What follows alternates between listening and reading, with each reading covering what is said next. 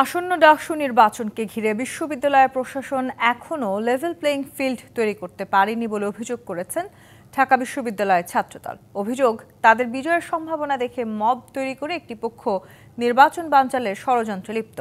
সন্ধ্যায় মধুর ক্যান্টিনে জরুরি সংবাদ সম্মেলনে ঢাকা বিশ্ববিদ্যালয়ের ছাত্রদলের সভাপতি গণেশ চন্দ্র রায় বলেন, জুলাইয়ের স্পিরিটকে ধারণ করে শিক্ষার্থী বান্ধব ক্যাম্পাস ও স্বাভাবিক পরিস্থিতি তৈরি করতে প্রশাসনকে অনুরোধ করা হলেও তারা ব্যর্থ হয়েছে।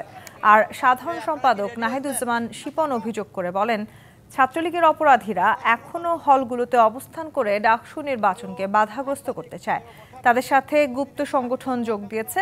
ডাকসু নির্বাচনকে ঘিরে লেভেল প্লেইং ফিল্ড তৈরি ও ফজিলাতুন্নেসা মুজিব হলে মব সৃষ্টি করে মনোনয়ন সংগ্রহে বাধা দানকারীদের শনাক্ত করে আইনগত ব্যবস্থা নেয়ার দাবিও জানান তিনি।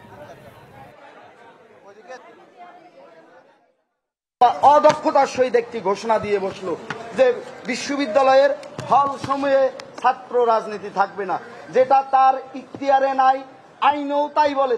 একটি কার্যকর, অবাধ, নিরপেক্ষ, আনন্দমুখর পরিবেশে ডাকসু নির্বাচন করার লক্ষ্যে আপনারা বিশ্ববিদ্যালয়ের বর্তমান যে বিদ্যমান পরিস্থিতি, যে আইন শৃঙ্খলা পরিস্থিতি এবং যে মব পরিস্থিতি, সেটিকে পুরোপুরিভাবে যদি নিয়ন্ত্রণ না করতে পারেন তাহলে এই নির্বাচন কোনোভাবেই অবাধ ও অংশগ্রহণমূলক করা সম্ভব হবে না।